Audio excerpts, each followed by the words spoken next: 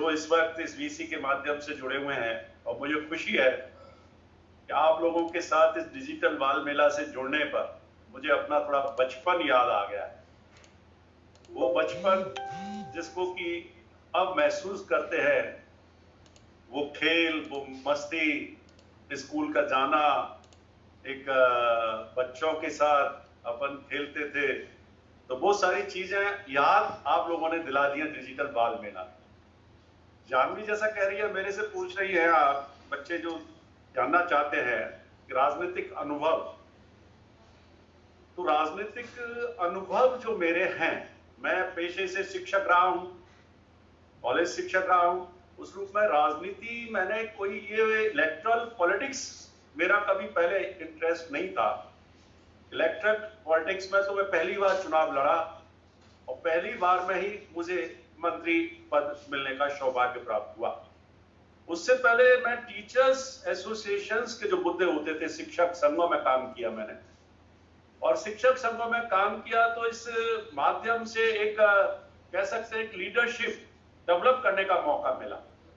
और वो लीडरशिप हर बच्चे को मौका मिलता है।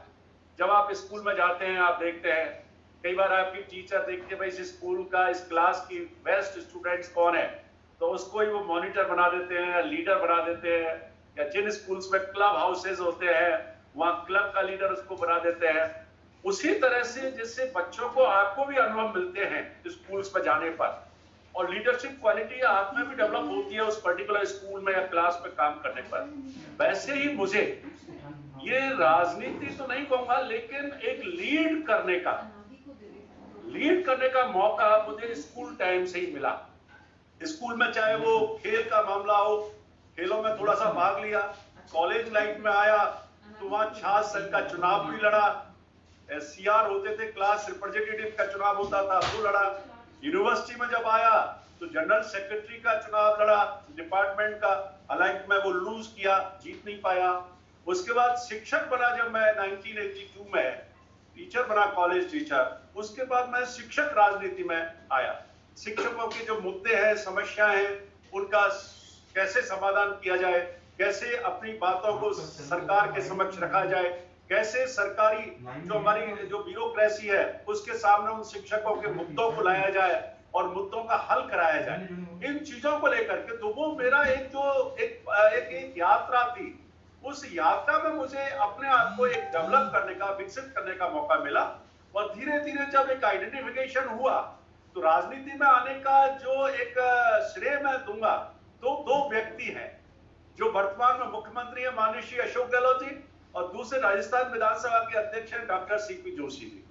उनके संपर्क में आया, और उनके संपर्क में आया तो उससे थोड़ा सा मैं एक प्रेरित हुआ, उनके मोटिवेशन मुझे मिला उन लोगों से। और फिर मैं 2018 में जब चुनाव हुआ तो मैं भरतपुर से चुनाव लड़ा और एमएलए बना पहली बार ही, और पहली बार में ही गहलोत साहब ने और मुझे मौका दिया मंत्री बनने का। तो अब ये जो राजनीतिक अनुभव है मंत्री बनने के बाद 2.5 वर्ष का, मेरे पास संस्कृत शिक्षा है, तकनीकी शिक्षा का भार है, साथ ही मैं राज्य मंत्री के रूप में एक मेडिकल एंड हेल्थ डिपार्टमेंट को रघु शर्मा जी के सहयोगी के रूप में काम कर रहा हूं। तो जो अनुभव है, खट्टे अनुभव भी होते हैं, मीठे अनुभव भी होते हैं, और आप बच्चे सब जानते हैं। जो बच्चे मान लीजिए 9, 10, 11, 12 के बच्चे अगर जुड़े हुए होंगे, अखबार भी आप पढ़ते हैं, न्यूज़पेपर्स भी पढ़ते हैं, छोटे बच्चे भी न्यूज़पेपर्स पढ़ते हैं आजकल तो, क्योंकि आईटी का जमाना है, और आप you are well inform then others also. ये चेंज हुआ है टाइम। तो ये जो आईटी का टाइम है उसमें मैं समझता हूँ स्टूडेंट्स अब जो आ रहे हैं वो दे आर वेल इन्फॉर्म, और समटाइम्स मैं ऐसा कह सकता हूँ they are well inform then old teachers, old generation. तो you know all the things. मेरे से ज्यादा बहुत सारे बच्चे हैं जो सामने होंगे, जो बीच से जुड़े हुए, मेरे से ज्यादा जानते होंगे कई चीज में।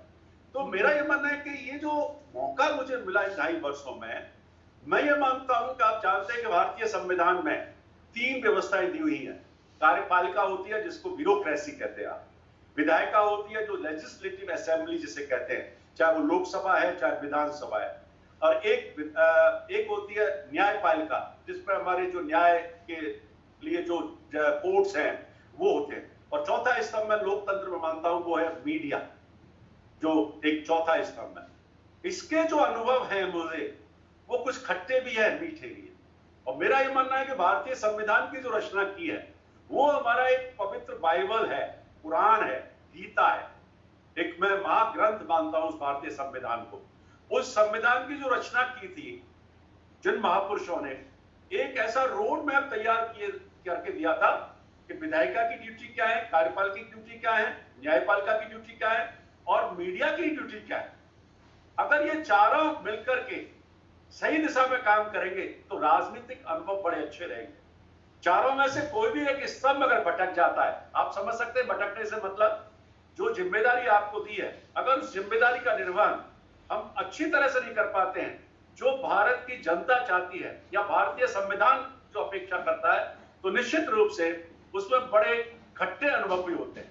तो मेरा यह मानना है कि राजनीतिक जो अनुभव रहे हैं मेरे, जहां तक मेरा व्यक्तिगत सवाल है, कोशिश करता हूं कि उस मकसद को पूरा कर सकूं जिस मकसद को मैंने एक ठाना है, संकल्प लिया है। लेकिन कई बार ऐसी अड़चनें भी आती हैं, कुछ न्याय की व्यवस्था भी होती है, कुछ लॉज एंड बाई लॉज भी होते हैं। कई बार इस तरह की संवेदनशीलता के पॉइंट ऑफ व्यू से कई बार ऐसी कोशिश, ऐसे क्षण आते हैं कि कोई पर्टिकुलर व्यक्ति आपसे मिलने आया, आप उसकी पीड़ा को बहुत अच्छी तरह समझ रहे हैं, लेकिन मजबूरी होती है उन लोगों की पीड़ा को खत्म करने के लिए हम कोई कदम नहीं उठा पाते। ये उस तरह के खट्टे अनुभव भी मुझे होते हैं कि मतलब प्रयास करने के बावजूद भी हम उनकी मदद नहीं कर पाते। जो सिस्टम है, उस सिस्टम को जो ओवरहेलिंग करने की जरूरत है, उस सिस्टम की जो जरूरत है, ये मेरा खट्टा अनुभव है। तो मैं ये कहता हूं जानवी और सभी बच्चों से कि जब किसी भी फील्ड में हम काम करते हैं, नॉट राजनीति, अगर आप if you become a doctor, if you become a bureaucratic officer, और चाहे आप इंजीनियर बनेंगे या और कुछ भी पत्रकार भी बनेंगे या शिक्षक भी बनेंगे, तो हर व्यक्ति को, हर जो भी इस फील्ड में जा रहा है, उसके दोनों तरह के अनुभव होते हैं। खट्टे अनुभव भी होते हैं और मीठे अनुभव भी होते हैं। तो मीठे अनुभव होते हैं तो अच्छा लगता है, खट्टे अनुभव होते हैं तो लेकिन वो चुनौतियां आपको देते हैं, और उन चुनौतियों को अवसर में बदलने का काम हम सब लोगों को करना चाहिए। और मैं समझता हूं हम सब लोग कोशिश भी करते हैं, लेकिन राजनीति, जैसा कि आप जानते हैं, कई बार राजनीति को कई दृष्टि से देखा जाता है। कुछ लोग इसको बहुत खराब मानते हैं, कुछ लोग इसको बहुत अच्छा मानते हैं, कुछ लोग इससे दूर रहना चाहते हैं, कुछ लोग इसमें सक्रिय होना चाहते हैं। सभी तरह के लोग मिलेंगे, लेकिन मैं ये कह सकता हूं, महात्मा गांधी को जिन्होंने पढ़ा होगा, जिन्होंने पंडित नेहरू को पढ़ा होगा, जिन्होंने अब्दुल कलाम आजाद साहब को पढ़ा होगा, जिन्होंने बाबा साहब अंबेडकर को पढ़ा होगा, पटेल साहब को पढ़ा होगा, उनको अगर पढ़ेंगे तो मैं समझता हूं राजनीति एक अच्छा क्षेत्र है जिसमें अगर कोई आदमी किसी मकसद और संकल्प, जिसमें की कहते हैं जन सेवा का संकल्प है, मैं नहीं कह सकता कि 100% वो परफेक्शन पूरा कर पाएंगे, लेकिन मैं उम्मीद करता हूं कि अगर उस ध्येय के साथ हम आए तो निश्चित रूप से मैं कह सकता हूं ये सेवा करने का, समाज की सेवा करने का एक अच्छा प्लेटफॉर्म है, बशर्ते उनके जो सहयोगी हैं, जो विधायिका के साथ साथ न्यायपालिका भी और कार्यपालिका भी और लोकतंत्र का जो चौथा स्तंभ है वो मीडिया भी अगर सही अपनी भूमिका निभाता है, तो मैं समझता हूं राजनीति भी, विधायिका भी, मतलब विधायिका और ये सारे स्तंभ अच्छा काम कर सकते हैं। और जो एक अच्छा होता है कि देश का किस तरह से हम आगे ले जाएं, हमारे जो नवजात शिशु हैं या जो हमारी युवा पीढ़ी है, वो जो एक संकल्प, एक सपना देखती है, उस संकल्प और सपने को हम पूरा कर पाएंगे। मैं समझता हूं उस रूप में अगर हम राजनीति को लेंगे तो अच्छा काम कर पाएंगे। और एक राजनीति का मैं एक और कहना चाहूंगा, थोड़ा इसमें हो सकता है बड़ा स्पष्ट कह रहा हूं, कई बार हम निश्चित रूप से, मैं भी किसी पॉलिटिकल पार्टी का मेंबर हूं, हर पॉलिटिकल पार्टी का मेंबर आता है आपके सामने, चुनाव लड़ता है, लेकिन उसमें व्यक्तियों का चयन करना चाहिए। मेरा मानना, अगर वो पार्टी का, किसी पार्टी का व्यक्ति अच्छा है और आप समझते हैं मतदाता के रूप में ये व्यक्ति हमारा अच्छा एक जनप्रतिनिधि के रूप में अच्छा काम कर सकता है, तो निश्चित रूप से मैं कह सकता हूं सब लोग अगर अच्छे होंगे, चुन करके जो आएंगे, पार्टी बल का अलग हो, लेकिन प्रदेश के निर्माण में और देश के निर्माण में वो अच्छी भूमिका निभा सकते हैं। जी सर, किसी को खट्टा पसंद होता है तो किसी को मीठा। एक एक करके हम सभी बच्चों को आपके दोनों अनुभव बता दीजिए। ऑर्डर? जी मैं कह रही हूँ, किसी को खट्टा पसंद होता है तो किसी को मीठा। एक एक करके हम साथियों को अपने दोनों अनुभव बता दीजिए। बिल्कुल राइट क्वेश्चन है। देखिए, मीठा अनुभव तो जब होता है, कोई व्यक्ति आपके पास आया और आपने मदद कर दी, और वो आता है जब उदास चेहरा लेके आता है और जब जाता है मुस्कुराता हुआ चेहरा जाता है, तो वो तो बड़ा मीठा अनुभव होता है।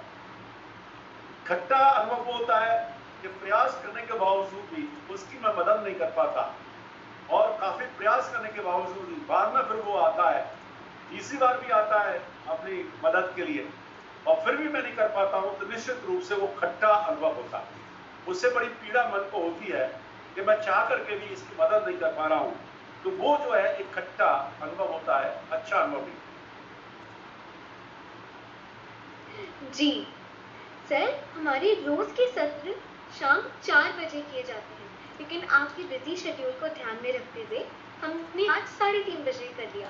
इसी कारण से हमारे साथी प्रतीक और बहुत सारे बच्चे थोड़े से लेट हो गए थे।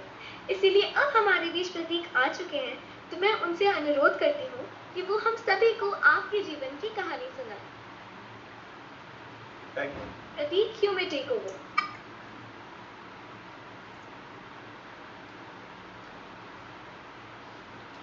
प्रतीक, आपकी आवाज हम तक नहीं पहुंच पा रही। जी, अब आ रही है जानवी?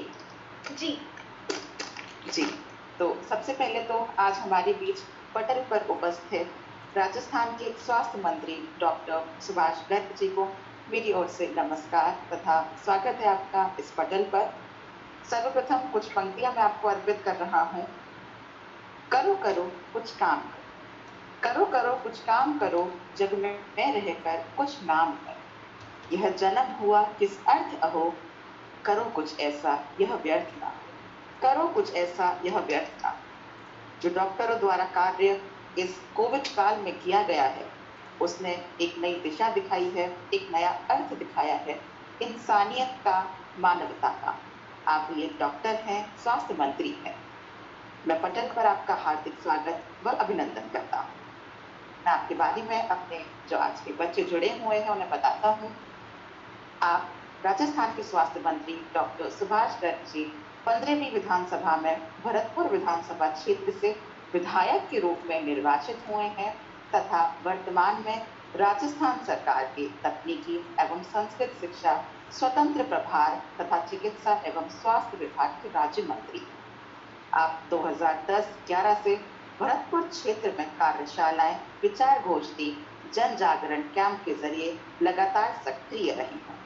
कांग्रेस के आंदोलन में सदैव से ही आपकी सक्रिय भूमिका रही है। 1985 से लेकर वर्तमान तक सांप्रदायिक शक्तियों के खिलाफ एवं भारतीय संविधानों के मूल्यों की रक्षा के लिए आप सदैव सक्रिय रहे हैं तथा आप बूथ स्तरीय जन चर्चा कार्यक्रम में विश्वास रखते हैं, साथ ही उनकी समाधान करने के लिए आप प्रयासरत रहते हैं। राजस्थान के स्वास्थ्य राज्य मंत्री डॉक्टर सुभाष गर्ग जी बचपन से ही शिक्षा और राजनीति के प्रति सजग रहे। उन्होंने अपनी शिक्षा राजस्थान विश्वविद्यालय से पूरी की है। इसके साथ ही उन्होंने शिक्षक के रूप में सेवाएं भी दी हैं। छात्र जीवन में NSUI से जुड़े रहे तथा आप डॉक्टर सुभाष गर्ग जी ने 1982 में कांग्रेस पार्टी ज्वाइन की और वह आज तक कांग्रेस विचारधारा का प्रचार प्रसार करने एवं संवैधानिक मूल्यों की रक्षा के लिए संघर्षरत व प्रयासरत हैं।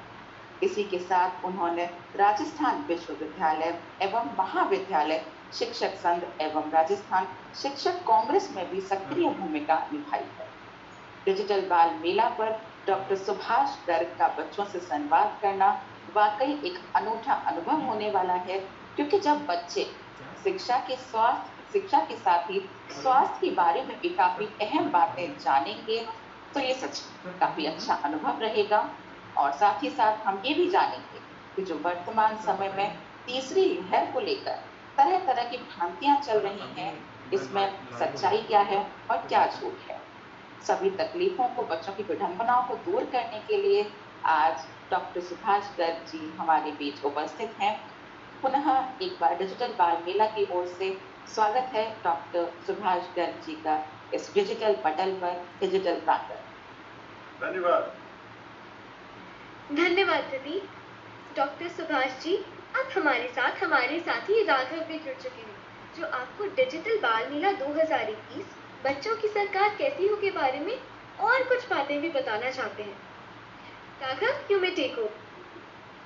Good evening and namaskar to the guest of honor Subhash Garg ji and the entire team of Digital Bal Mela. Today I am going to tell you about the Digital Bal Mela 2021. The theme for the event is बच्चों की सरकार कैसी हो. Through this, we try to make the kids aware about the systems and functioning of the government. Digital Bal Mela believes that the children always bring a fresh perspective to the picture. Therefore, we have asked the kids to share their ideas and opinions about the government and issues they would like to resolve if they were a part of it. At the end, the children with the most influential ideas will be given a chance to present them in a special seminar at the State Legislative Assembly, a seminar conducted just for the kids. Thank you for your time. धन्यवाद Raghav. Doctor Subhash ji, आप हमारे साथ ही एक एक करके अपने सवाल पूछेंगे और आप उनके जवाब दीजिएगा। साथियों, हमें याद है ना कि हम डिजिटल बाल मेला के अनुशासित साथी हैं, इसीलिए जब हमारे माननीय मेहमान या हमारे कोई साथी बोल रहे होंगे तो हम अपने आप को म्यूट रखेंगे और इस सत्र में अनुशासन बनाए रखेंगे। जी, सबसे पहला सवाल हम लेते हैं ख्वाहिश का। ख्वाहिश, अपना सवाल पूछिए। Thank you, Deepti. Good evening. Good evening. Class third की स्टूडेंट हूँ और मैं श्यामनगर विस्तार से हूँ। तो आज का मेरा सवाल ये है कि कोरोना की जब पहली लहर आई थी तब लोग बहुत ही ज़्यादा डरे हुए थे और जब कोरोना की दूसरी लहर आई तब लोग मर रहे थे और तीसरी लहर तो बच्चों की आई है तो बच्चे तो बहुत ही डर रहे हैं तीसरी लहर से। तो बच्चों का क्या होगा? थैंक यू ख्वाहिश। आपने जो ख्वाहिश जारी की है कि प्रथम लहर आई थी, एक डर का माहौल था, दूसरी जो लहर आई उसमें बहुत ज़्यादा मौतें हुई, ये आपका कहना है, और तीसरी लहर जो आई है, अभी तीसरी लहर एक तो ख्वाहिश आई नहीं है, आने की संभावना है और निश्चित रूप से आप लोगों का एक डर है। उस डर सही लगता है कि दूसरा जो दौर आया था इस कोरोना का, उसकी वजह से निश्चित रूप से थोड़ी परेशानियां आई। लेकिन जहां तक राजस्थान प्रदेश का सवाल है, उन्होंने, हमारी सरकार ने एक बेहतर प्रबंधन किया और जिसकी वजह से अगर राष्ट्रीय स्तर पर देखा जाए, डिफरेंट जो पैरामीटर्स हैं, किसी भी चीज को मापने के जो पैरामीटर्स हैं, उसमें अपना राजस्थान प्रदेश ने काफी अच्छा काम किया। चाहे वो ऑक्सीजन का मैनेजमेंट हो, चाहे वो इंजेक्शन की उपलब्धता हो, चाहे वो इंफ्रास्ट्रक्चर को डेवलप करने की बात हो, ऑक्सीजन कंसंट्रेटर खरीदने की बात हो, बेड डेवलप करने की बात हो, ऑक्सीजन सपोर्ट की बात हो। और उसी दौरान चाहे आप बच्चे ये जानते होंगे, थोड़े से जो भी मीडिया से संबंध रखते हैं या पढ़ते हैं, प्रदेश का जहाँ तक सवाल है, और डिजिटल बाल मेला तो पूरा देश देख रहा है इस बार, क्योंकि ऑनलाइन है, तो देश के संदर्भ में देखें और राजस्थान के संदर्भ में देखें, तो बताना चाहूंगा कि कुछ हमारी, मैं कहूँगा कि सावधानी की वजह से ही हम राजस्थान प्रदेश को बचा पाए और अच्छा प्रबंधन किया। जहां तक आपकी तीसरी लहर का सवाल है, इसी दूसरी लहर से सबक लेते हुए, देखिए आप ये जानते हैं बच्चों, कोई भी चुनौती जब आपके सामने आती है, कोई भी कठिनाई जब आपके सामने आती है, वो कठिनाई या चुनौतियां वो अवसर लेके आती है। They bring also opportunities to you also. तो जो अपॉर्चुनिटीज आती है, अवसर भी आते हैं। तो जो चुनौतियां, कठिनाइयां जो हमने प्रथम फेज में फेस की, सेकंड फेज में ली, उनसे हमें अनुभव लिया और हम तीसरी जो वेव की आने की संभावना बताई जा रही है कि सितंबर अक्टूबर में ये वेव आ सकती है और उसमें हमारे बच्चे ज्यादा प्रभावित हो सकते हैं। उसी से सबक लेते हुए अभी से हमारी तैयारियां हमने राजस्थान प्रदेश में शुरू कर दी। बच्चों की जितनी भी जो आईसीयू की बात है, जिनको नीकू या पीकू कहते हैं, उनके लिए बेड्स की बात है, आईसीयू बेड्स की बात है, दवाइयों की व्यवस्था है, हर CSC स्तर पर, जिला स्तर पर इसके निर्देश दे दिए गए हैं। इसी तरह से डॉक्टर्स की टीम हर जिले में बच्चों के हिसाब से डॉक्टर्स के दल बनाने के निर्देश दे दिए गए हैं, जिससे कि न केवल शहर के बच्चे लेकिन ग्रामीण क्षेत्रों के बच्चे जिनको भी सुविधाओं का काफी अभाव होता है, उनको भी किसी परेशानी का सामना नहीं हो। उससे हमारा स्वास्थ्य एवं चिकित्सा एवं स्वास्थ्य विभाग पूरी मुस्तैदी के साथ लगा हुआ है और इस बात के लिए संकल्पित है हम और हमारे सरकार के मुख्यमंत्री कि बच्चों में जो भय है उस भय को हम मुक्त कर रहे हैं मीडिया के माध्यम से, अवेयरनेस के माध्यम से। और बच्चों, आपसे जरूर कहना चाहूंगा, बिल्कुल भय मत रखिए, केवल 2-3 चीजें आपको रखनी है। आप जानते हैं हम घर में रहते हैं, पेरेंट्स हमारे जब बाहर निकलते हैं तो वो प्रभावित होकर आ जाते हैं, हम उनके संपर्क पर रहते हैं। तो मेरा यह मानना है सबसे ज्यादा जिम्मेदारी पेरेंट्स की बनती है। बच्चे हमारे खूब मस्ती कर सकते हैं घर में, कोई दिक्कत नहीं है, कोई रेस्ट्रिक्शन नहीं है, लेकिन पेरेंट्स को अपना कोरोना जो डिसिप्लिन है उसको 100% पालन करना पड़ेगा। अगर पेरेंट्स 100% रूप से पालन कर लेंगे तो बच्चे हमारे सुरक्षित रहेंगे घर में, क्योंकि अभी स्कूल तो खुले नहीं है, तो इसलिए आपको घर पर रहना है। मैं जानता हूँ, मेरी भी एक छोटी सी डॉटर, ग्रैंड डॉटर है, मैं उसको भी देखता हूँ, आप बच्चे क्या करते हैं उसमें उनको देखता हूँ तो और बच्चे क्या कर रहे होंगे। जब वो जो एक्टिविटीज करती है वही मैं और बच्चों में भी देखता हूँ। तो आपको भय नहीं रखना है, आपको केवल करना है अपने पेरेंट्स को भी समझाना है। आप you are very aware students हो, आप बहुत जागरूक बच्चे हैं। आप इवन अपने पेरेंट्स को समझा सकते हैं कि घर से बाहर जाइए तो मास्क लगा के जाइए, घर के बाहर अगर कहीं भी कोई यूज करते हैं कोई चीज तो बार बार अपने हाथ धो लीजिए, सैनिटाइज कर लीजिए, 2 गज की दूरी रखिए, किसी से भी आप संपर्क में आना चाह रहे हैं तो ये सब चीजें आप पेरेंट्स को बताएंगे, पेरेंट्स घर पे इसका पालन करेंगे तो बच्चे निश्चित रूप से आप निश्चित हो जाइए, आपको कोरोना जो है टच ही नहीं कर सकता। लेकिन कहीं ना कहीं कहते हैं ना, सावधानी हटी और दुर्घटना घटी, तो ये सावधानी नहीं हटनी चाहिए, मतलब ये मेरा मानना है। और जो ख्वाहिश ने बात की है निश्चित रूप से मानिए, सरकार और हमारा विभाग, हमारी पूरी टीम पूरी इस बात के लिए कृत संकल्पित है कि हमारे बच्चों के ऊपर ये 3rd वेव अटैक नहीं कर पाए, टच नहीं कर पाए और हमारे बच्चे इस देश के भावी निर्माण करने वाले हमारी जो पीढ़ी है उनको किसी भी तरह से जो है कोई नुकसान ना पहुंचे, इन सारी व्यवस्थाओं को हमारा विभाग कर रहा है।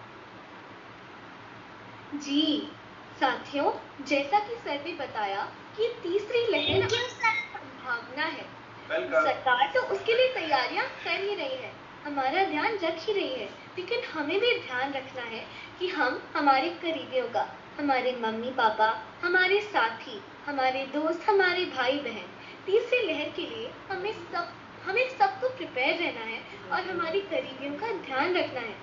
अगला सवाल हम लेते हैं हमारी साथी माही जैन का। माही, अपना सवाल पूछे। नमस्कार सर, मैं काव्य कादिया कुशल।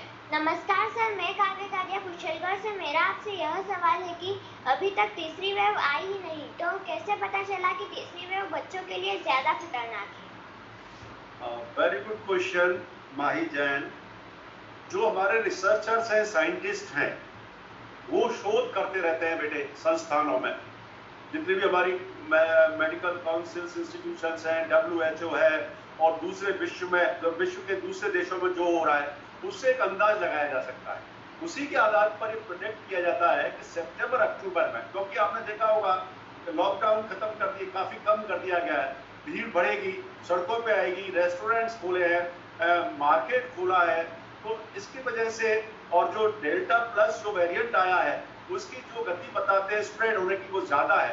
वो जो स्टडीज होती रहती हैं उस स्टडीज के आधार पर हमारे मेडिकल एक्सपर्ट साइंटिस्ट वो एक स्टैटिस्टिकल मॉडल अप्लाई करते हैं। उस मॉडल्स के आधार पर जो है ये निष्कर्ष निकालते हैं कि एक संभावित लहर आ सकती है। तो एक भावी, जैसे कि आपने देखा होगा मौसम विभाग अनुमान लगाता है कि तूफान आएगा, साइक्लोन आएगा, कैसे अनुमान लगाते हैं मौसम विज्ञान जो होते हैं, उसी तरह से जो हमारे डॉक्टर्स एक्सपर्ट्स हैं वो अनुमान लगाते हैं कि इस तरह का जो कोरोना ये जो वायरस है किस तरह का बिहेवियर चेंज कर रहा है, क्या नया वेरिएंट डेवलप हो रहे हैं, किस तरह का म्यूटेंट होगा, उसके आधार पर ये अपना एनालिसिस करते हैं, कुछ टेक्निक जो है मॉडल्स डेवलप करते हैं और उसके आधार पर सरकार को चेतावनी देते हैं। मैं आपको बताना चाहूंगा इस सेकंड वेव की चेतावनी भी बहुत सारी रिसर्च जर्नल्स में पब्लिश हो गई थी और भारत सरकार को भी दे दी गई थी 2 अप्रैल के आसपास कि सेकंड लहर आ सकती है, सेकंड वेव आएगी। लेकिन ये दुर्भाग्य रहा, भारत सरकार ने उससे सबक नहीं लिया। अगर उस वक्त जो 3-4 महीने का पीरियड था उसमें अगर वैक्सीनेशन को उत्पादन को इम्पोर्टेंस देते या दूसरी चीजें जो हमारी कमी थी, ऑक्सीजन की कमी हो सकती है, इन सब को लेते तो मैं समझता हूं हम मौतों का जो आंकड़ा है बहुत कम कर सकते थे और बहुत सारे लोगों की जान बचा सकते थे। लेकिन कई बार कुछ नीति कार्यक्रमों के क्रियान्वयन में लैप्सेस भी हो जाते हैं। उन्हें कहने में कोई ये नहीं है कि हर व्यक्ति या हर संस्थान या हर सरकार 100% परफेक्ट काम कर सकती है, तो कई बार वो लैप्सेस हो जाते हैं, कई बार कहीं ना थोड़ी लापरवाही हो जाती है। जैसे आप भी कई बार होमवर्क टीचर्स देते हैं, आप लापरवाही कर देते हैं, जिसका कई बार सजा आपको भुगतनी पड़ती है या आपको पनिश होना पड़ता है या मार्क्स कब आ जाते हैं। उसी तरह से सरकार भी, संस्थान भी उसी तरह से है। तो मैं समझता हूँ वो एक कारण है जिसकी वजह से हमें मालूम पड़ता है कि शोध और अनुसंधान जो होता है, रिसर्च जो होता है, इन्वेस्टिगेशन जो होता है, उसके आधार पर आकलन करके ये फोरकास्टिंग की जाती है कि भाई तीसरी वेव आ सकती है। और जैसा कि दुनिया भर के एक्सपर्ट्स मान रहे हैं कि भारत में सितंबर के आसपास एक तीसरी वेव आ सकती है। आए ये जरूरी नहीं है, क्योंकि आपने देखा उसके कई कारण हैं कि पहले वैक्सीन नहीं हुआ था, अब वैक्सीन बढ़ता चला जा रहा है।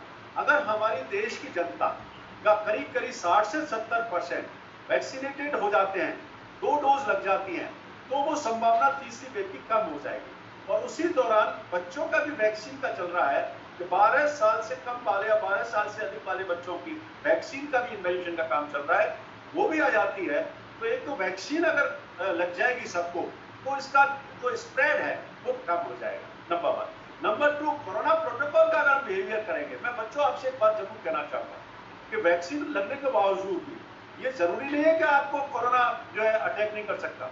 आपने देखा होगा हमारे माननीय मुख्यमंत्री जी को, गहलोत साहब को 2 वैक्सीन लग चुकी थी, फिर कोरोना से पीड़ित हो गए। मैं सारे बच्चे, देश दुनिया के बच्चों को कहना चाहूंगा कि डबल डोज लगना ये गारंटी नहीं है कि आप कोरोना से मुक्त हो सकते हो। कोरोना फिर भी आपको अटैक कर सकता है, लेकिन उसकी जो गंभीरता है वो कम हो जाती है, उसमें जान जाने की जो अवसर है वो कम हो जाते हैं, उसकी जो ग्रेविटी है वो कम हो जाती है। इसलिए वैक्सीन जरूरी है, लेकिन साथ साथ आपको ये भी मालूम होगा कोई भी अभी ऐसी वैक्सीन नहीं आई है जो लाइफ लॉन्ग की वैक्सीन हो। इसका भी जो इम्पैक्ट है बता रहे 6-7 महीने, 8 महीने, फिर आपको दूसरा डोज लगवाना, मतलब इस तरह की चीजें हैं। तो अल्टीमेटली क्या सही है कि मास्क हमेशा पहन के रखें। अल्टीमेट वही काम करेगा अभी, जब तक कि ऐसी कोई वैक्सीन नहीं आ जाती है जो लाइफ लॉन्ग लगे या ऐसा नहीं हो जाए कि कोरोना से पूरा विश्व मुक्त हो जाए, तभी जाकर के हम इससे बचा सकें। Thank you sir. मेरा आपसे एक और क्वेश्चन है। यस। तीसरी वेव में बच्चों के लिए क्या सिम्टम्स हैं? देखिए, जो सिम्टम्स बताए गए डॉक्टर्स के द्वारा जनरली वही सिम्टम्स हैं, ऐसा कुछ नहीं है।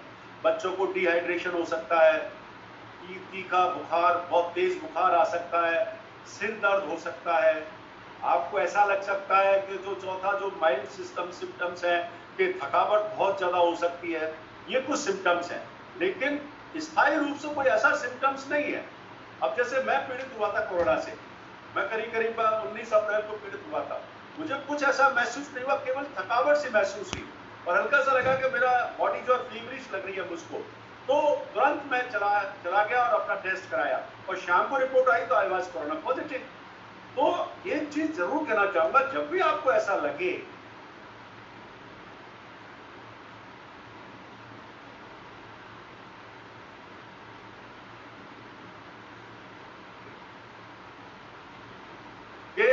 तुरंत आपको ऐसा महसूस हो, यूथ का हमने देखा, 18+ वाले लोगों को देखा है। बच्चों पे तो ये माना जाता है कि उनकी इम्यूनिटी बहुत अच्छी है।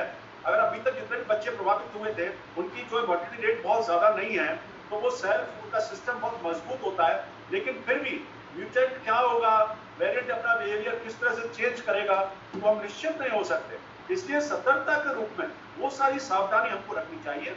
और बच्चों से जरूर कहना चाहूंगा कि जब तक ये कोरोना है, तब तक पेरेंट्स जब आते हैं बाहर से तो उनको जरूर कहें कि वो हैंड वॉश करें अच्छी तरह, अपने आप को एक बात जरूर लें, और तीसरा जो मास्क है उसको पहन के रखें जितना संभव हो सके। और जब तक 2-3 दिन वो आपसे दूर थोड़ा सा नहीं रह रहे हैं, क्या मास्क पहन करके रह रहे हैं, जिससे कि बाहर से, एक्चुअली कोरोना बाहर से आता है, कोई व्यक्ति आपके यहाँ आता है, अवॉइड करें।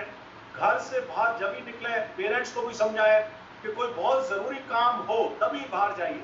खाम का आप मस्ती करने के लिए बाजार में जाते हैं, वो जरूरी नहीं है।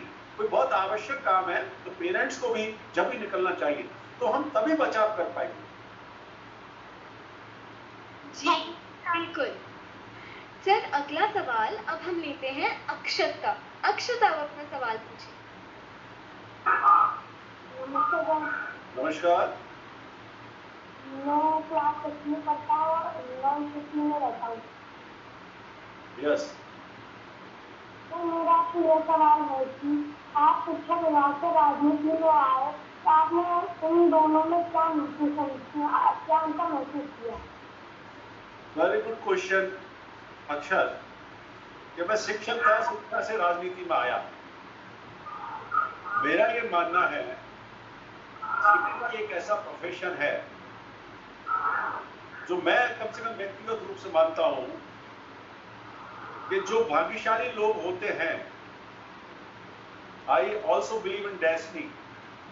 शिक्षा का प्रोफेशन एक ऐसा प्रोफेशन है, और शिक्षा या शिक्षक से, शिक्षा को या शिक्षक को समाज एक डिफरेंट एंगल से देखता है। आपने देखा होगा, चाहे वो हमारे बच्चे हैं, चाहे युवा पीढ़ी है, चाहे हमारे वृद्धजन हैं, शिक्षा को और शिक्षकों से, और शिक्षकों से वो अपेक्षा करते हैं कि वो अन्य प्रोफेशनों के मुकाबले डिफरेंट हैं, उनसे एक अलग तरीके से अपेक्षा की जाती है।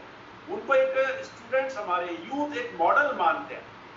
वो इस कैंपस में किस तरह का बिहेव करता है, शिक्षक कैसे रहता है, क्या उसका आचार है, क्या उसका विचार है, क्या उसका थॉट है, क्या उसकी थिंकिंग है, कैसे कंडक्ट करता है अपने स्टूडेंट्स के साथ, कैसे क्लास में बिहेव करता है, कैसे स्टूडेंट्स के साथ डील करता है, ये बहुत बड़ी चीजें होती हैं।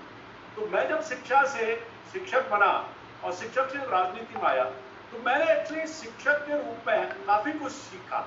इस राजनीति में मुझे फायदा दिया कि एक तो संवाद, शिक्षक का जब एक स्टूडेंट्स के साथ संवाद होता है, संपर्क होता है, तो मैं समझता हूं वो शिक्षक सबसे अच्छा माना जाता है, जो अपने विद्यार्थी को, अपने स्टूडेंट्स को पूरी एक तल्लीनता के साथ, चाहे वो गलत भी कह रहा है, चाहे सही भी नहीं कह रहा है, उसको भी सुने धैर्य के साथ कि अल्टीमेटली हमारे विद्यार्थी की क्या एक जिज्ञासा है, क्या वो कहना चाह रहा है।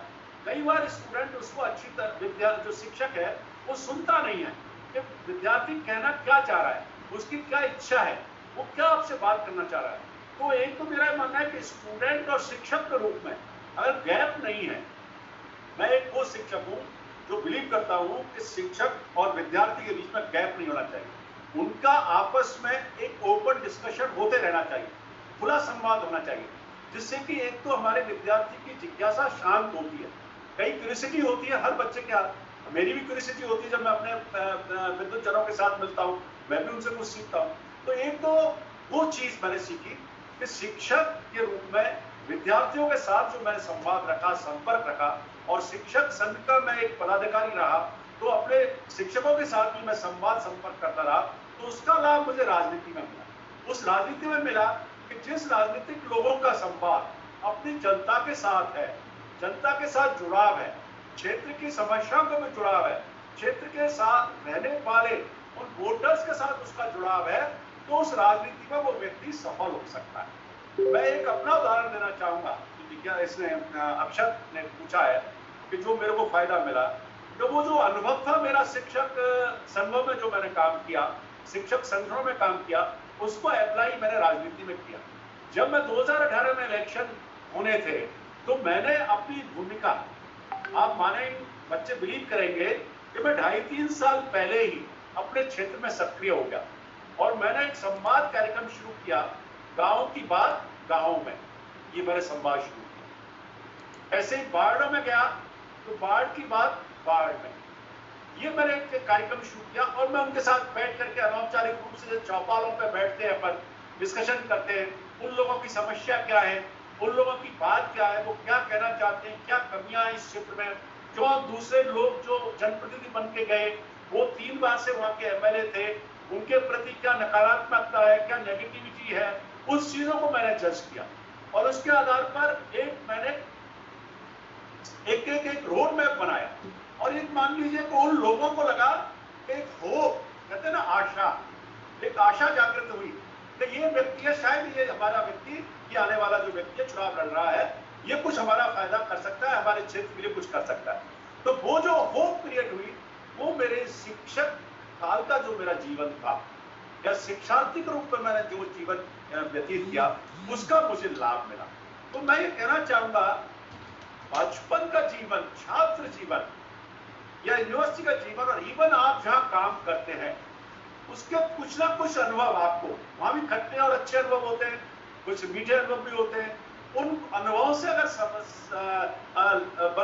लेसन लेते हुए अगर उनको आप अप्लाई करोगे अपने फील्ड में, जो भी भविष्य आप चुनना चाह रहे हैं, तो निश्चित रूप से आप उन चुनौतियों का सामना कर पाएंगे और उस लक्ष्य को भी हासिल कर पाएंगे जो लक्ष्य आप लोग तय करते हो। जब आप चाहे वो सीनियर्स, आप चाहे वो 10th स्टैंडर्ड में पढ़ते हैं, चाहे वो 12th स्टैंडर्ड में पढ़ते हैं, चाहे कॉलेज स्तर पर आते हैं, इवन जब आप कहीं प्रोफेशन में चले जाते हैं, कहीं आप देखते हैं कि डॉक्टर्स भी राजनीति में आते हैं, कहीं IAS लोग भी राजनीति में आते हैं, कहीं कॉर्पोरेट हाउसेस के लोग भी राजनीति में आते हैं। तो मैं समझता हूँ उससे मुझे लाभ है।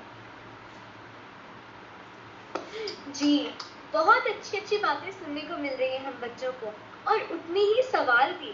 बहुत उत्सुक है हमारे साथी आज। देखिए कितने सारे सवाल हैं। अगला सवाल हम जल्दी से लेते हैं दिव्या खत्री का। दिव्या, आप अपना सवाल। गुड इवनिंग सर, मैं Divya Khatri, I am in 6th grade. Sir, मैं ये पूछना चाहती हूँ कि जैसे आपने बताया कि जब आपको कोरोना हुआ था तो आपको सिर्फ बदन दर्द हो रहा था। सर, ऐसा कई सारे पीपल के साथ होता है सर, हम सब उसकी केयर नहीं करते, तो इस चाहिए। पार्डन, दोबारा कुछ टेक्निकल प्रॉब्लम, आवाज पूरी साफ नहीं आई आपकी, दोबारा कहें दिव्या। सर, मैं आपसे ये कहना चाहती हूँ कि जैसे कोरोना में बदन दर्द होता है या सिंपल सिम्टम होते हैं, तो कई जने उसकी केयर नहीं करते, तो इस बारे में हमें क्या करना चाहिए कि सब उस चीज की केयर करें और रिपोर्ट करें? वेरी गुड क्वेश्चन दिव्या, बिल्कुल सही है। जो अभी पहले एक शायद किसी ने क्वेश्चन किया था कि ये थर्ड वेव जो आ रही है, जो है उसमें बहुत खतरा बता रहे हैं, बहुत डर हो लोगों के बीच में हो रहा है। तो सेकंड वेव का जो हमारा अनुभव है, उस सेकंड वेव का अनुभव है कि जिन लोगों ने लापरवाही की इनिशियली, कैसे, मैं ग्रामीण क्षेत्र का उदाहरण दे रहा हूं कि ऐसे लोगों का जो कई बार हल्का सा फीवर आ गया, लेकिन वो घर पे ही बैठ करके 4-5 दिन अपना इलाज करता रहा, ना वो टेस्ट कराने गया, ना उसने कोई ऐसा प्रयास किया कि भाई मैं HRCT करा लूं, कोई दिक्कत हो रही है, खांसी हो रही है, बुखार नहीं उतर रहा है, वो अपना इलाज वहां डॉक्टर से कराता रहा। कई डॉक्टर्स भी जो गांव में आप देखेंगे उतने एक्सपर्ट्स नहीं होते, या बस्तियों में हमारे डॉक्टर्स एक्सपर्ट्स नहीं होते, वो अपना खुद का इलाज करते रहते हैं 4-5 दिन। जब 6-7 दिन होते हैं, जब हालत बिगड़ जाती है, तब वो बड़े हॉस्पिटल की तरफ या अच्छे डॉक्टर की तरफ भागते हैं। और मैंने आपको पहले भी बताया कि जो फर्स्ट 6-7 डेज होते हैं, वो बड़े महत्वपूर्ण डेट्स होती है, डेज होते हैं। उसमें जिसने सतर्कता के साथ काम किया वो बच गया, ये मेरा मानना है। और जितने भी ये जो चीजें डेवलप हुई, क्योंकि ये जो सेकेंड म्यूटेंट आया था, सेकेंड वेव में डेल्टा के बारे में जो बताया गया, इसका जो बिहेवियर ऐसा था कि एकदम लंग्स को इफेक्ट कर रहा था। 2-3 दिन आपने लापरवाही की, सीधा हमारे यूथ जो बच्चे थे 20 साल के, 22 साल के, 30 साल के, 35 साल के, उनको लंग्स को इफेक्ट किया, और लंग्स को इफेक्ट करने की वजह से एकदम हालत बिगड़ जाती है। और उस स्थिति में आपने देखा होगा जब समाज में एक रेमडेसिविर इंजेक्शन का हल्ला मचा, कि सर रेमडेसिविर इंजेक्शन जरूरी है और सर कमी हो गई, सरकार व्यवस्था नहीं कर पा रही। मैं बताना चाहूंगा, जो डॉक्टर्स ने बताया हमको कि रेमडेसिविर इंजेक्शन भी उनके लिए फायदेमंद है जो फर्स्ट 6-7 डेज में अगर ये मालूम पड़ जाए और उसी डेज में अगर लग जाता है, तब वो प्रभावी होता है। आफ्टर 7 डेज वो इंजेक्शन का कोई प्रभाव नहीं रहता। डॉक्टर्स के अनुसार ये कहते हैं कि फिर स्टेरॉइड्स काम करती है। अब स्टेरॉइड्स के बहुत साइड इफेक्ट है, बहुत सारे साइड इफेक्ट है। मेरे आज भी थोड़ी सी डायबिटिक जो है रूम है, टेम्परेरी क्रिएशन हुआ है, मेरे खुद की भी मैं डायबिटीज हो गया हल्का सा, लेकिन मानते हैं धीरे धीरे हो जाएगा। तो अल्टीमेटली ये माना गया कि स्टेरॉइड्स इफेक्ट करती है और रेमडेसिविर इंजेक्शन इफेक्ट करता है, लेकिन रेमडेसिविर इंजेक्शन फर्स्ट 7 डेज में काम करता है। लेकिन कई जगह जो छोटे हॉस्पिटल्स हैं, जिन डॉक्टर्स ने प्रोटोकॉल का पालन नहीं किया, एसएमएस के डॉक्टर्स ने बड़ा अच्छा प्रोटोकॉल का पालन किया, तो वहां संभावनाएं अच्छी रही और वहां मौत की संभावनाएं कम रही। लेकिन जिला स्तर पर या दूसरी जगह ये संभावनाएं हमारी ज्यादा रही जब मॉर्टिलिटी रेट बढ़ी।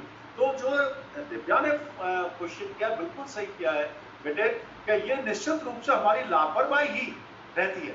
आदमी को फर्स्ट 7 डेज बिल्कुल लापरवाही नहीं करनी चाहिए, और कई मामलों में हमने टाइम से दवाई ले ली तो सामान्य दवाइयों से भी काम चल जाता है। ऐसे बहुत सारे उदाहरण हैं, ये मैं कहना चाहूंगा।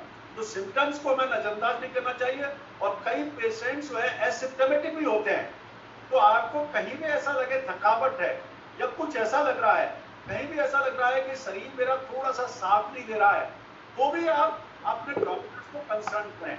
कई बार एसिम्प्टोमेटिक होते हैं, मालूम नहीं पड़ता है कि इस व्यक्ति को कोरोना पॉजिटिव है, वो कर जाता है। इसलिए मैं कहना चाहूंगा, किसी भी बाहरी व्यक्ति से अगर आप मिल रहे हैं, किसी भी इस बच्चे से भी मिल रहे हैं, कोशिश करें कि उससे 2 गज की दूरी रखें, और जो मास्क है आप कॉटन का मास्क बनवा सकते हैं। 70 GSM मोटा कपड़ा हो तो उस मास्क को आप हमेशा पहने रह सकते हैं। कोई भी आपसे बाहर वाला व्यक्ति मिलने आ रहा है, कोई बच्चा मिलने आ रहा है या किसी टीचर के संपर्क में आ रहे हैं, तो मैं समझता हूं आप उससे बच जाएंगे। तो इसलिए एसिम्प्टोमेटिक भी केसेस बहुत आए हैं इस सेकंड वेव में, डॉक्टर से बड़े अचंभित रहते हैं, कोई सिम्टम्स नहीं है और फिर भी पीड़ित हो रहा है। तो उसमें यही चीज है कि आपको सतर्क रहना पड़ेगा। कोई भी भारी व्यक्ति आपसे आकर के गया है, मिलकर के गया है, पेरेंट्स आपसे बाहर गए हैं, वो आपके पास आए हैं, बाहर से टूर करके आए हैं, तो उनसे कम से कम थोड़ा सा 5-6 दिन आइसोलेशन पर रहें, तो आप उससे बच जाएंगे, आप प्रभावित नहीं हो पाएंगे। मेरा ये मानना। जी, कोरोना में बहुत से बच्चे अनाथ हो गए हैं। सरकार सहायता दे रही है, लेकिन बहुत से बच्चे ऐसे हैं जिनके पास कोई पोजीशन नहीं है। ऐसे में ये बच्चे कैसे सरकारी योजना का लाभ ले पाएंगे? क्या सरकार ने और कोई कदम उठाने का सोचा है? मैं बताना चाहूंगा सभी स्टूडेंट से, बच्चों से जो जुड़े हुए हैं, राजस्थान सरकार ने समय रहते हुए पूरे देश में, किसी का माइक खुला हुआ है, म्यूट कर दे भाई। साथियों प्लीज अपने आप को म्यूट करें। जी, पहला प्रदेश था जिसने सबसे पहले पैकेज की घोषणा की। दुर्भाग्यपूर्ण से कोई भी हमारी माता बहन जो विडो हो गई, उसको एक मुश्त राशि 1 लाख रुपए, इसी तरह से कोई बच्चे अनाथ हो गए, उनको भी कोई भी माँ बाप नहीं रहे, उनको 2.5 लाख रुपए। इसी तरह से विधवा पेंशन 1000 रुपए, सॉरी 1500 रुपए, और बच्चों को पढ़ने के लिए 2500 रुपए प्रतिवर्ष दिया जाने का पैकेज घोषित की। इसके अलावा जो सर्वे कराया गया है हमारे पूरे मेडिकल हेल्थ डिपार्टमेंट के माध्यम से, जिला प्रशासन के माध्यम से, पूरे राजस्थान के प्रत्येक गांव का कोई भी व्यक्ति की डेथ कोरोना की वजह से हुई है और उसकी वजह से सर्वे करा सकते हैं, पूरे आश्रम, और हमारे माननीय मुख्यमंत्री इतने संवेदनशील है, इस बात की व्यवस्था की जाएगी कि उनकी पढ़ाई का पूरा खर्चा सरकार उठाए। ये मैं कहना चाहूंगा। और आपकी जानकारी में भी कोई भी केसेस आए, आप मेल करें, संपर्क पोर्टल पर डालें, और इस बात की व्यवस्था भी की जा रही है। अभी एक और पैकेज जो है निश्चित रूप से आएगा, जो कोई कर्मचारी अगर इस तरह की स्थिति आई है, कर्मचारी कल्याण कोष के नाम से भी दिया है, एक फंड बनाया है, जिनके पेरेंट्स कर्मचारी हैं उनको भी बच्चों की पढ़ाई के लिए दिया गया है। बहुत सारे पैकेजेस हमने लागू किए हैं जिसका निश्चित रूप से बच्चों को लाभ मिलेगा। और इसके अलावा भी पर्टिकुलर केस में अगर कोई आता है तो मुख्यमंत्री रिलीफ जो फंड है हमारा, राजस्थान मुख्यमंत्री सहायता को, उससे भी सहायता माननीय मुख्यमंत्री देते हैं, जिसकी वजह से किसी भी बच्चे को, जो अनाथ बच्चा हो गया है, जिसके पेरेंट्स को खो दिया है इस कोरोना की वजह से, उसके लिए भी जो है ये काम सरकार ने कर रही है। सर, लेकिन मेरा सवाल ये है कि जिनके कोई परिजन ही नहीं है वो पढ़ाई तक पहुंचे, क्या इसका भी कोई मंच, कोई साधन सरकार ने उपलब्ध करवाया है? बिल्कुल बिल्कुल, जिनके माँ बाप दोनों ही खो गए उनके लिए भी पैकेज दिया है और इसका सर्वे शुरू हो चुका है। उसमें बाकायदा उन बच्चों की पढ़ाई पूरी फ्री रहेगी। बच्चे जब वो हो जाएंगे तो उनको एक कुछ सहायता भी दी जाएगी, शुरू में भी सहायता दी जाएगी, पूरी गारंटी सरकार की रहेगी। उनका भी सर्वे का काम है, आइडेंटिफाई कर लिए गए वेबसाइट पे जाएंगे तो उनके मौजूद भी हैं और इवन सहायता सामग्री का वितरण भी शुरू कर दिया गया है। खुद मेरे विधानसभा क्षेत्र में भी कुछ ऐसे बच्चे बिल्कुल ऑर्फन हो गए, कुछ ऐसे परिवार जहाँ माँ को खोया है या पिता को खोया है, या ऐसे परिवार जिसने जो कमाई करने वाले लोग हैं, जो आय के साधन देने वाले लोग, उनको खो दिया है। उन सब का बंटवारे का वितरण का काम भी सरकार ने शुरू कर दिया है। और आगे कहीं भी कोई भी रह जाता है, इवन कई बार ऐसी गलतियां भी हो जाती हैं कि कई बार पीड़ित आया और वो डेथ हो गई, PSC पे CSC पे कोरोना का सही सस्पेक्ट लिख दिया, तो उनको भी सही करवाने के निर्देश हमारे विभाग ने, माननीय मुख्यमंत्री ने दिए हैं कि कॉज ऑफ डेथ सही तरीके से आप सर्वे करवाइए। कोरोना की वजह से अगर कोरोना के लक्षण भी थे, उसकी अगर RT-PCR का जो रिपोर्ट है वो पॉजिटिव है, तो उसको भी कोरोना से डेथ माना जाएगा, जिससे कि उन बच्चों को उस आर्थिक पैकेज का लाभ मिल सके। जी, थैंक यू सर। अब अगला सवाल हम लेते हैं हमारी साथी ताश्वी शर्मा का। ताश्वी, क्या आप लोग बोल सकती हैं प्लीज? यस, बोल सकती हैं साची।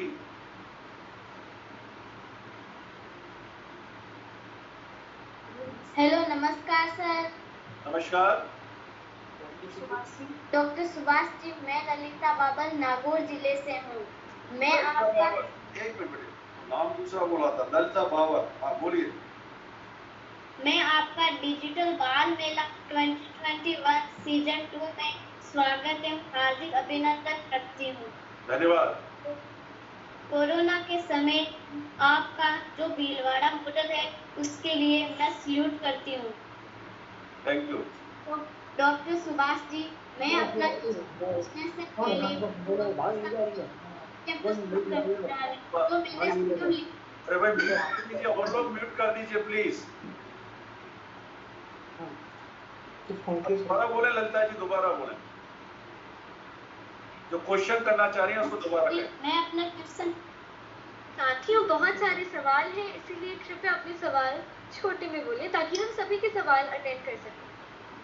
डॉक्टर सुभाष जी, मैं अपना क्वेश्चन पूछने से पहले आपके सामने कुछ पंक्तियां प्रस्तुत करने जा रही हूँ, जो मैंने स्वयं लिखी है। Thank you. टूटे रिश्तों को जुड़ाव करो ना, टूटे रिश्तों का जुड़ाव करो ना, परस्पर माधुर्य का प्रचार करो ना, बच्चों को प्रेरित करो ना, बच्चों को प्रेरित करो ना, डिजिटल बाल मेला में पार्टिसिपेट करो ना, धन्यवाद करो ना, सत सत नमन करो ना, प्रभु ऐसा आशीर्वचन दो ना, दूर भगा दो ये कोरोना, आदि व्याधि का ये बिंदु कोरोना, आदि व्याधि का ये बिंदु कोरोना, कभी न आए कोरोना, दूर भगा दो ये कोरोना, हरि दूर भगा दो ये कोरोना। बहुत बढ़िया। सर, मेरा आपसे सवाल है कि सरकार द्वारा कोरोना की जो वैक्सीनेशन लगाई जा रही है, उस वैक्सीनेशन के बारे में कई भ्रांतियां भी फैल रही है। लोग वैक्सीनेशन से भी डर रहे हैं। इसके बारे में आपके क्या विचार हैं? देखिए ललिता, आप उस एरिया को बिलोंग करती हैं जहाँ सबसे ज्यादा भ्रांति फैलाई जा रही है, कोशिश की जा रही है। डूंगरपुर, बांसवाड़ा जो हमारा ट्राइबल बेल्ट है, और उसका एक कारण है कि हमारे ट्राइबल भाई बहन जो है वो थोड़ा सा ये मानते हैं कि वो इस तरह के उसमें आ रहे हैं। मैं तो आपसे कहना चाहूंगा ललिता, आप जैसे लोग इस भ्रांति को दूर कर सकते हैं। वैक्सीनेटेड होने पर, वैक्सीन लगाने पर कोई भी भ्रांति नहीं, कोई भी खतरा नहीं। ये दुनिया जिसने प्रूव कर दिया, डॉक्टर से प्रूव कर दिया। मैं खुद वैक्सीन लगवा चुका हूँ, मेरा पूरा परिवार वैक्सीन लगवा चुका है, कोई भी साइड इफेक्ट नहीं है। तात्कालिक होता है कई बार, कुछ आधा घंटे के लिए, 1.5 घंटे के लिए, लेकिन इसके भावी इफेक्ट कोई नहीं है। तो मैं तो ये कहना चाहूंगा, इस डिजिटल बाल मेला के माध्यम से जो भी बच्चे जुड़े हुए हैं या जो भी पेरेंट्स सुन रहे हैं, देख रहे हैं, इनके साथ साथ सबसे अपील करना चाहूंगा, वैक्सीन जरूर लगवाएं। इसका कोई साइड इफेक्ट नहीं है, और इसको कोई भी, कई बार कुछ लोग इसको साइड इफेक्ट से जोड़ देते हैं। कई बार वैक्सीन लगवाने के बाद कहा जाता है कि उसकी डेथ हो गई, रीजन कोई होता है, उसको जोड़ देते हैं वैक्सीन से। अगर ऐसा ही होता तो जिन लोगों ने, कितने लोगों को वैक्सीन लग गई चुकी है, आज राजस्थान में भी लगभग 2.5 करोड़ लोगों को वैक्सीन लग चुकी है, तो उसमें देखिए तो ये सब भ्रांतियां हैं। कुछ लोग इस तरह की भ्रांतियां फैलाते हैं, कुछ लोग ये कोशिश करते हैं पर ये नहीं जानते कि हमारे लिए जान है तो जान है, हम जिंदगी को बचाने का काम कर रहे हैं। जब सारी सरकारें इस काम में लगी हुई हैं और कुछ लोग जब भ्रांतियां फैलाते हैं तो ऐसे लोगों को एक्सपोज करना चाहिए। आपको ऐसे लोगों को सोशल साइट्स के माध्यम से एक्सपोज करें, सोशल मीडिया के माध्यम से एक्सपोज करें, जिससे कि सतर्क रहते हुए उनको भी समझाया जा सके कि भाई ये आपके हित में है। इसलिए कोई भ्रांति नहीं है, कोई डर मत रखिए। जो डॉक्टर्स की गाइडलाइंस के उसूल के मुताबिक वैक्सीन लगवाइए, कोई इसका साइड इफेक्ट देखने को नहीं मिला। धन्यवाद सर। सर क्या आपने एक सवाल इसलिए अब हम हमारे सवाल दोहराएंगे नहीं और सवालों को छोटे में जल्दी लेंगे। इसीलिए इसी बात को ध्यान में रखते हुए हम अगला सवाल लेते हैं दिल्ली से जुड़े हमारे साथी कार्निक जैन का। क्या अब मैं बोल सकती हूँ? कार्निक जैन अपना सवाल ले। कार्निक आप यहाँ हैं? यस, नमस्ते सर, मेरा नाम कार्निक जैन है, मैं दिल्ली से हूँ। सर हमें कोरोना से बचने के लिए क्या क्या करना चाहिए, क्योंकि इस तीसरी लहर पे बच्चों पे काफी असर पड़ रहा है। कार्निक, मैंने पहले भी बताया था और 2-3 चीजें फिर मैं कहना चाहूंगा। बच्चों को सबसे पहले जो करना चाहिए तो वो जिम्मेदारी पेरेंट्स की है। पेरेंट्स को क्या करना चाहिए? तो पेरेंट्स को सबसे पहले जिम्मेदारी निभानी पड़ेगी कि वो बाहर से अगर कहीं से आ रहे हैं, ऑफिस से, मार्केट से, तो उन बच्चों से थोड़ा दूर रहें और पहले अपने आप को जो है सेंसिटाइज करें, सैनिटाइजेशन करें। कैसे करें? उसमें सबसे बढ़िया काम होता है कि अगर कोई बाहर से आ रहा है तो उसको स्नान करना चाहिए, अच्छी तरह हैंड वॉश करना चाहिए, माउथ वॉश करना चाहिए। और दूसरा काम जो करना चाहिए कि जितना हो सके जब तक ये कोरोना है थोड़ा सा उनसे दूरी मेंटेन करें और मास्क पहन के रखें। तीसरा ये मैं कहना चाहूँगा बच्चों से, आपको जो करना है, कोई भी बाहर का व्यक्ति आए तो उससे कम से कम 2-3 गज की दूरी रखें। 2 गज नहीं, बल्कि चाहूँगा आप 3 गज की दूरी रखें। बात करें तो दूर से करें। कोई भी आपके रिश्तेदार मिलने आ रहे हैं या कोई और परिवारजन, मित्रजन मिलने आ रहे हैं तो उससे दूरी मेंटेन करें। और एक हल्का सा मास्क जो कॉटन का है, मान लीजिए दूसरे मास्क में आपको दिक्कत होती है, कॉटन का मास्क लगाते आप बात करें। मेरी तो आदत में आ गया, यहाँ मैं वैसे बैठा हुआ हूँ इसलिए, अदरवाइज मेरी तो आदत में आ गया है कि मैं बाहर निकलता हूँ तो मास्क पहन के रहता हूँ, घर में घुसता हूँ तो मास्क उतारता हूँ, फिर बाहर निकलता हूँ और इसके बाद संपर्क में आता हूँ। तो सबसे पहला जरूरी तो यही है कि हम स्वयं का भी काम करें, बार-बार हाथ धोते रहें, चीजों को टच ना करें। कई बार हम दरवाजा खोलते हैं, आप लॉन में अपने लॉन में घूम रहे हैं या कहीं बाहर आ रहे हैं, कमरे के बाहर आ रहे हैं, तो आपके यहाँ सर्वेंट्स होते हैं, दूसरा कोई व्यक्ति है अपने हाथ लगाता है, तो उन चीजों से बचाव रखें। जिससे कि ये, क्योंकि अब इस बात ये बताया गया था एयर में भी है, हवा में भी है, दूसरा जो वेव आई थी हवा से भी कई बार जो है ड्रॉपलेट्स आ रहे हैं। तो वो सबसे बढ़िया जो चीज है, अगर आप बचाव रखना चाहते हैं, बचना चाहते हैं, तो मास्क पहन कर। और मास्क भी आप देखिए किस तरह से लगाना चाहिए। मेरा मास्क मैं इसको लेता हूँ, ये तो मेडिकल वाला मास्क है, ये पूरा बंद रहना चाहिए इस तरह से, और ये होना चाहिए। इस तरह का कॉटन का भी मास्क आप बनवा सकते हैं। घर में आपकी माँ जो है, बहनें हैं, वो बना सकती हैं और मास्क को वॉशेबल मास्क भी ले सकते हैं, उसको पहन के रहिए। तो मैं समझता हूँ और मैं तो सभी लोगों से कहना चाहूँगा कि इस बीमारी से बचाव का एक ही है, मेरा मास्क मेरा कवच। क्या है? मेरा मास्क मेरा कवच। ये मास्क पहनते रहोगे, हाथ धोते रहोगे तो कोरोना कुछ भी नहीं बिगाड़ पाएगा, ये मेरा मानना है। तो इसलिए सबसे पहली जिम्मेदारी पेरेंट्स की है। बच्चे नहीं प्रभावित होते अगर पेरेंट्स नहीं लाते कोरोना को घर में। तो पेरेंट्स लेके आ रहे हैं कोरोना, या कोई बाहर का व्यक्ति आपसे मिलने आ रहा है तो उनसे दूर ही रखें।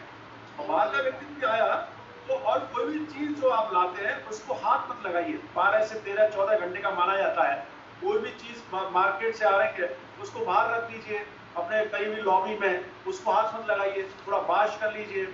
ये क्लोराइड वगैरह की बहुत सारी चीजें आती है, और तब जाकर के इसको यूज करिए। कल कोई चीज आपको उपभोग करनी है तो आज शाम को खरीद लें, 15-16 घंटे का गैप मिल जाता है, तो वायरस जो है इनएफेक्टिव हो जाता है। तो मेरा ये मानना है कि अगर हम थोड़ी सावधानी रखें, हम लोग तो जनप्रतिनिधि हैं, हमारी तो मजबूरी है, कई बार हमें बाहर भी निकलना पड़ता है, तो इस वजह से अब देखिए ये 3-4 लोग इसमें आ गए मेरे चैम्बर में, अब मैंने मास्क पहन लिया। अभी तक मैं वैसे था तो मैंने मास्क नहीं पहन रखा था। तो ये सावधानी अगर हम लेके चलेंगे तो निश्चित रूप से मानिए कि हम बचे रहेंगे। मालविका शेखावत का, मालविका अपना सवाल प्लीज। दीक्षा अपने आप को म्यूट करें प्लीज। मालविका अपना सवाल पूछें। Thank you. Malvika, you are Malvika? Yes sir. Okay, पूछिए। सर मैं आपसे आवाज नहीं आ रही, आपकी आवाज नहीं आ रही। अब आ रही है? हाँ बोलिए। Good evening ma'am. Good evening. Question पूछना चाहती थर्ड में डिस्टर्बेंस साथियों, मालविका के इंटरप्रिटेशन में कोई प्रॉब्लम नहीं। अगला सवाल लेते हैं अभिषेक का। दीदी मुझे आपके एक चांस दे सकते हो? हमारा नंबर कब आएगा? साथियों सभी को मौका मिलेगा। पहले अभिषेक आप अपना सवाल पूछिए।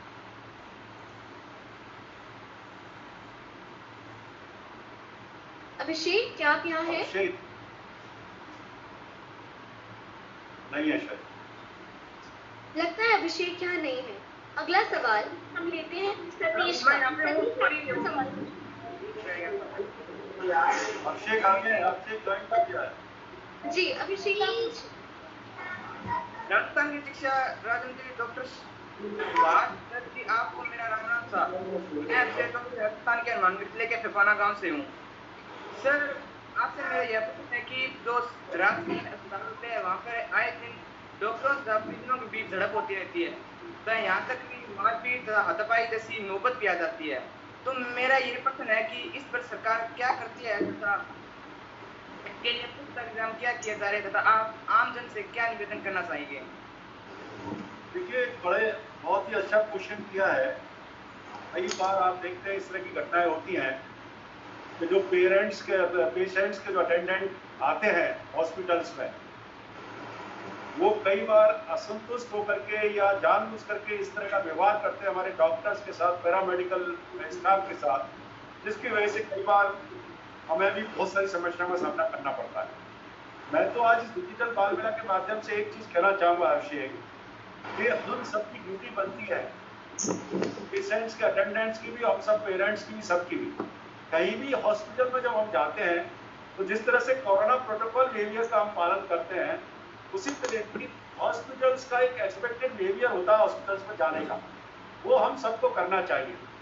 लेकिन दुर्भाग्यपूर्ण स्थिति ये है कि कई बार जो अटेंडेंट्स आते हैं वो डॉक्टर्स के साथ बदतमीजी कर देते हैं। वे समझते हैं कि डॉक्टर हमारे पेशेंट का सही इलाज नहीं कर रहा है, या अटेंडेंट को बदतमीजी कर रहा है, या जानबूझ करके लापरवाही कर रहा है। रेजिडेंट डॉक्टर्स होते हैं उनके साथ बदतमीजी कर जाते हैं। मेरा ये मानना है, और कम से कम मैं तो उन लोगों में से हूँ, जिस तरह से मैं भगवान में विश्वास रखता हूँ, वैसे ही हमें डॉक्टर्स पर विश्वास रखना चाहिए। वैसा ही विश्वास हमें पैरामेडिकल जो स्टाफ है उस पर करना चाहिए। आज में मेरा ये मानना है कि हर डॉक्टर, हर पैरामेडिकल स्टाफ अपनी तरफ से एफर्ट्स करता है। हालांकि कुछ घटनाएं लापरवाही की भी आती है, क्योंकि समाज के लोग हैं, कोई आपका भाई है, कोई मेरा बहन है, कोई आपका मित्र है। डॉक्टर्स कौन बन रहे हैं? समाज में से लोग आ रहे हैं। पैरामेडिकल स्टाफ में कौन आ रहे हैं? वही समाज के लोग आ रहे हैं। और दुर्भाग्यपूर्ण जब होता है कि जब मैं एक पेशेंट के रूप में जाता हूँ तब मैं ऐसा बिहेवियर करता हूँ, और जब मैं खुद डॉक्टर होता हूँ, जब मैं अपना बिहेवियर एक्सपेक्ट करता हूँ और अटेंडेंट से, पेशेंट से, तो एक रोल का अंतर है। तो मेरा ये मानना है कि सरकार ने तो पूरी व्यवस्था करती है, उनके खिलाफ केस भी करती है, सिक्योरिटी गार्ड्स की व्यवस्था करती है, लेकिन कितनी भी सिक्योरिटी गार्ड्स कर लो, कितनी भी सुरक्षा के इंतजाम कर लो, लेकिन जब तक हम स्वयं के व्यवहार को नहीं सुधारेंगे तब तक इस समस्या का समाधान नहीं हो सकता। और मैं तो कहना चाहूंगा, वही व्यक्ति जब प्राइवेट अच्छे हॉस्पिटल्स में जाता है तो उसका व्यवहार कुछ दूसरा होता है, और वही व्यक्ति जब सरकारी हॉस्पिटल में जाता है, पीएससी में जाता है, सीएससी में जाता है, तो उसका व्यवहार कुछ होता है। वही व्यक्ति आज मान लीजिए जयपुर के ईएससीसी हॉस्पिटल में जाता है, या एम्स में जाता है, या और भी एस्कॉर्ट्स में जाता है, या वेदांता हॉस्पिटल में जाता है, तो उसको अंदर नहीं जाने दिया जाता है। उनका लॉबिंग में इंतजार करिए, यहाँ बैठिए, आपको ऊपर नहीं जाने दिया जाएगा। एक पास दिया जाता है कि वही व्यक्ति जा सकता है। वही व्यक्ति जब अगर एसएमएस में जाएगा या भरतपुर के आरएमएम हॉस्पिटल में जाएगा तो पूरी फौज को लेकर साथ जाता है, आईसीयू में घुस जाता है, फिर अपने पेशेंट के पास जाता है, और ये नहीं समझते कि वो खुद इन्फेक्ट होकर लौटेगा। मेरा ये मानना है कि जो हॉस्पिटल्स में इन्फेक्शन की प्रोबेबिलिटी ज्यादा होती है, और जितना हम कई बार अपना एक तो दिखाने के लिए जाते हैं ना, भीड़ जाती है, 5-6 लोग, गाँव में कल्चर थोड़ी सी ज्यादा है, एक व्यक्ति को लेके आएंगे तो 10-12 लोग परिवार के चले आएंगे हॉस्पिटल्स में, ना खुद वो इन्फेक्शन फैलाते पर खुद भी इन्फेक्ट हो जाते। तो मैं तो इस डिजिटल बाल मेला के माध्यम से कहना चाहूंगा कि हमको हॉस्पिटल्स में विजिट जब भी करना चाहिए जब बहुत ही जरूरी है पेशेंट के साथ जाना, एक व्यक्ति को कम से कम।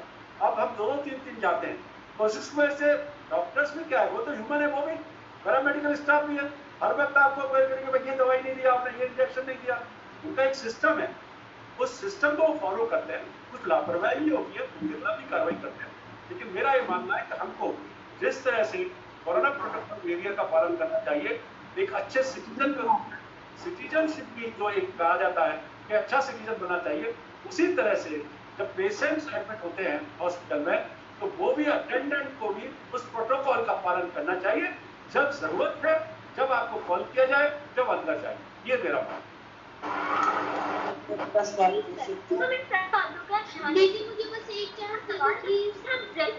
Last question I have to leave, क्योंकि मेरी मंत्रिपरिषद की मीटिंग शुरू होगी 5 बजे, तो मुझे याद छोड़ना पड़ेगा। लास्ट क्वेश्चन दीक्षा को जांच करिए प्लीज। आपने राजनीति में कदम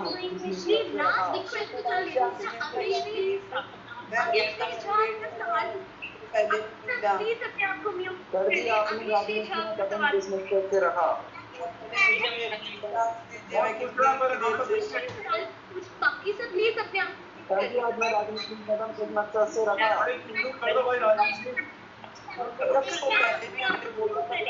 अभी से अपना सवाल नहीं करना, अपने आप को म्यूट करें। किस कारण से रखा? कौन पूछ रहा है? सब लोग वैकेंट से सब लोग डरते क्यों हैं? दीक्षा प्लीज इंतजार कीजिए, अभी से अपना सवाल पूछे। दीक्ष कौन पूछ रहा है? अभिषेक अभिषेक, पहले अभिषेक का सर अभिषेक अपना सवाल। वैक्सीन से कुछ लोग डरते क्यों हैं? सर मेरा सवाल ये है कि हम बच्चे जिनके पास सारे सुख सुविधाएं हैं तो हम कोरोना से के डिसिप्लिन को फॉलो कर सकते हैं, पर उन बच्चों का क्या जिनके पास ना माँ बाप है ना घर है, तो क्या सरकार उनका फ्री में इलाज करेंगी, उनको फ्री में खाना देंगी? बिल्कुल, राजस्थान सरकार ने तो सभी के लिए निःशुल्क दवा, निःशुल्क इलाज कर रखा है, और कोरोना से कोई भी पीड़ित हुआ, राजस्थान की हमारी लोकप्रिय सरकार ने 40,000 का इंजेक्शन भी फ्री में बांटा है। पास कर रही है। मैं क्या बोल रहा हूँ, आवाज आ रही है? यस सर, आवाज आ रही है। मैं कहना चाहूंगा राजस्थान राजस्थान सरकार ने न केवल अन्य बीमारियों का बल्कि कोरोना का भी मुफ्त इलाज किया है। 5,000 से लेकर के 40,000 तक का इंजेक्शन फ्री दिया है। निजी क्षेत्र के हॉस्पिटल्स ने भी अगर कोई इलाज किया तो उसको भी रियम्बर्समेंट सरकार ने किया है। ऑक्सीजन फ्री जो है हमने निजी हॉस्पिटल्स को भी दी है। रेमडेसिविर जो इंजेक्शन है वो भी फ्री में उपलब्ध कराया गया है निजी क्षेत्र को भी। तो राजस्थान में तो ये हमारे लोकप्रिय मुख्यमंत्री अपनी इम्यूनिटी बढ़ाने के लिए क्या क्या लेनी चाहिए? इम्यूनिटी के लिए तो बच्चों को तो इम्यूनिटी बढ़ाने के लिए कुछ नहीं है, खूब खेलो कूदो अपने घर पर और अच्छा खाइए। आपकी इम्यूनिटी तो भगवान ने वैसे ही अच्छी कर रखी है, केवल घर पर खेलो कूदो, एक्सरसाइज करो, और जो पेरेंट्स आपको खिला रहे हैं उसको खूब मस्ती के साथ, प्रसन्नता के साथ खाओ, उसको रैलिश करो, इम्यूनिटी आपकी बढ़ेगी, ये मैं कह सकता हूँ। Thank you. नमस्कार सर, मेरा नाम दीक्षा है। आप सुनने नहीं करेंगे।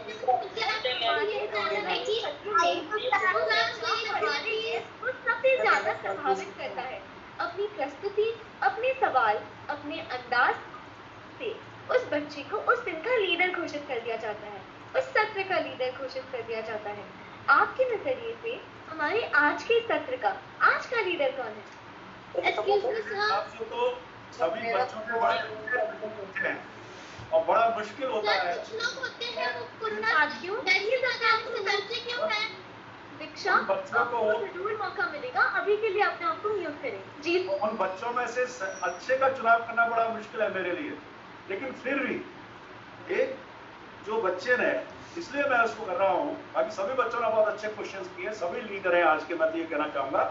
लेकिन ललिता पवार को, क्योंकि उसका एक ट्राइबल बेल्ट की जो बच्ची है, उसने जो एक मैसेज दिया है, जो सबसे बड़ा हम भी फेस कर रहे हैं, हमारी सरकार भी फेस कर रही है कि हमारे वहाँ वैक्सीनेशन बहुत कम हो रहा है, तो उसने कविता के माध्यम से प्लस जो क्वेश्चन किया वो बड़ा रेलेवेंट क्वेश्चन था कि वैक्सीन, और इसके दो ही, कोरोना के दो ही इलाज हैं, वैक्सीन लगवाओ और कोरोना प्रोटोकॉल बेरियर का पालन करो।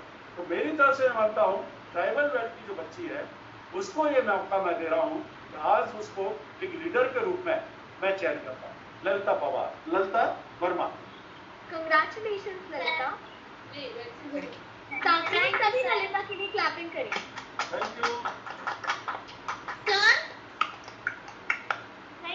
ललिता के लिए तालियां बजाएं। सर, कुछ लोग होते हैं वैक्सीन करते क्यों हैं? सर, डिजिटल बाल मिला कैसी हो, इसके बारे में आपका क्या ख्याल है?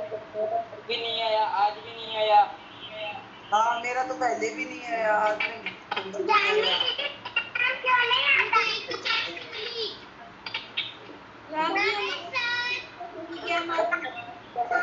आप सभी के सवाल हम कर लेंगे। आप देख सकते हैं बच्चों का पार्टिसिपेशन बहुत एक्टिव है, इसीलिए हम आपके सवाल नहीं ले पाए। कल हम आपके सवाल जरूर लेंगे। हमारा नंबर किस टाइम पर आएगा आपने बताया भी नहीं।